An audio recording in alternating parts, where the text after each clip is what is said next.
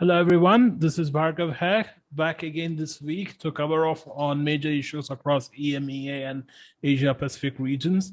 I will hand it over to Uday to cover Southeast Asia.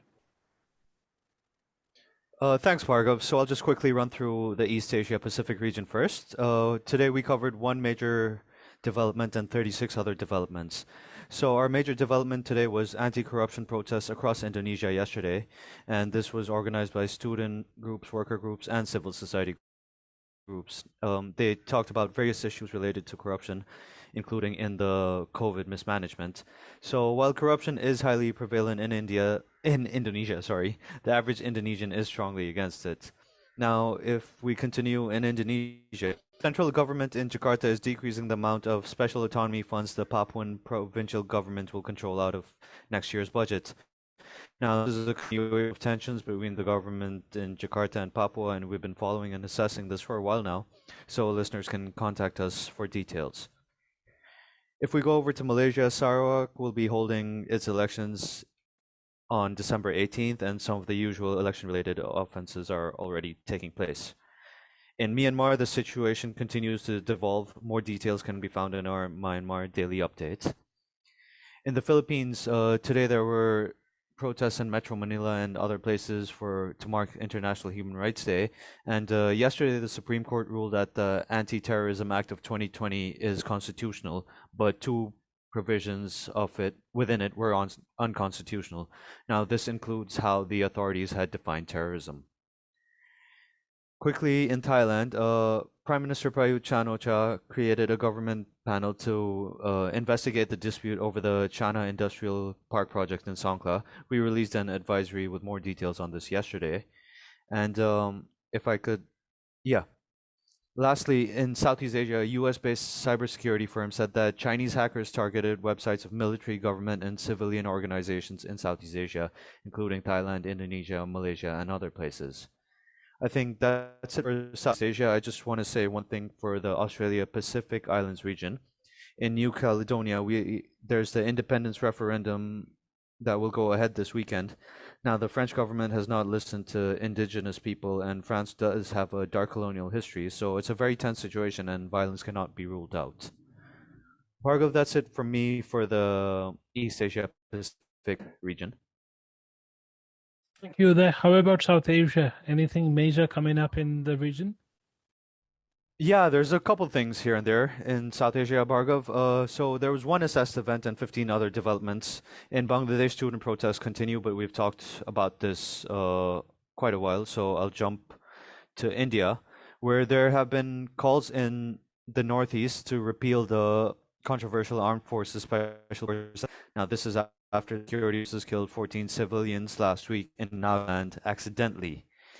The big news out of South Asia, though, is that the ceasefire, the 1 month long ceasefire between the Tehrik-i-Taliban Pakistan and the government has seemingly ended. The TTP accused the government of breaching terms and not releasing high level prisoners. And there's various other issues, but the government has released some TTP prisoners. So, Bhargav, do you have any thoughts on this?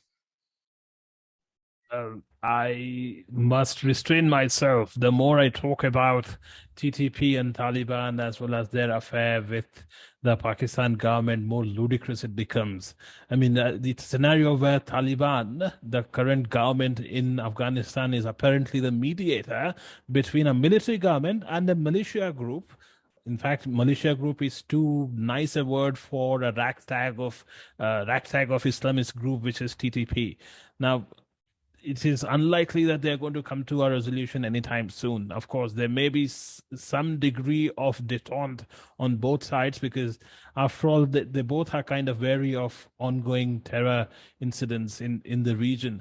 At the same time, the military has had a long engagement with these groups in the form of Operation Zarb-e-Azb in the last 2 decades or so. So, of course, the operation ended earlier this decade. However, they wouldn't want such a prolonged deployment at the ground level in a very tense environment where every single individual would hate their very faces. That becomes a very difficult operation for any conventional force, especially as big a force as Pakistan military establishment. Uh, Uday, I guess that's what I have to say at the moment. Any further thoughts? I largely agree with you, Bhargav. I do think that there will be more TTP attacks now over the next few months in the border regions. And interestingly, there was a video that the TTP released recently where Noor Wali Masood, the emir, has said that the TTP is a branch of the Afghan Taliban. And, this just shows the complicated dynamics behind this. Anyways, I think that's it from South Asia. I think we can hand it over to Basil, who will talk about the Middle East and Africa. Thank Yes, you, please. Uday. Over to Certainly. you, Bassel. Thank you, Bhargav. In the EMEA region, we have over 36 developments today. In North Africa, the major development today was in Tunisia. A fire broke out at the Ennahda party headquarters in the capital, Tunis. At least one person was killed and 18 others were injured when an Ennahda party member set himself on fire. If we go over also to North Africa, but in Egypt, Egypt Air will resume its flights with Johannesburg in South Africa, starting from December 16. This comes after it suspended its flights on November 26 over concerns over the Omicron variant. If we head over also to Southern Africa, in South Africa, electricity problems continue to accumulate on the South African people. Power utility Eskom, it's a state-owned power firm, filed a request to the energy regulator NERSA to raise electricity tariffs by 20.5%. The energy regulator NERSA should take a decision by February 25, 2022. If we head over to sub-Saharan Africa, in Burkina Faso, at least 100 terrorists were neutralized by both the Burkina Faso and the Nigerian armed forces on the joint border between the two countries. The operation lasted from November 25 until December 9. In Nigeria, another cholera outbreak broke in Bayelsa state. At least 5 people died because of the cholera. Over to you, Bhargav. Thank you, Bassel. In Europe, there are about 8 events to note. However, there are a few major ones. Starting with Netherlands, Minister of Health, Hugo de Jong, said that incoming travelers are required to provide proof of COVID-19 vaccine booster shots from February the 1st. Now, this adds to the further complication of the vaccination happening in Europe. While in Eastern Europe, things do not seem to be calming down anytime soon, especially in Lithuania. The government extended the ongoing state of emergency at the border with Belarus till January the 15th, 2022. Going over to Germany, around 1,000 people demonstrated against the compulsory vaccination mandate and other COVID-19 related restrictions in Munich on December the 8th.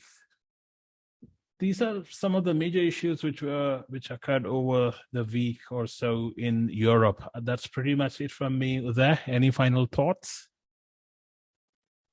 No, I'm just looking forward to the weekend, Bhargav. Sure, we all are. I mirror the thought very much. Thank you there, Bassel. Unfortunately, Paul couldn't really join us today. He's busy with some client engagements in Bangkok. He will join us back on Monday. Thank you, everyone.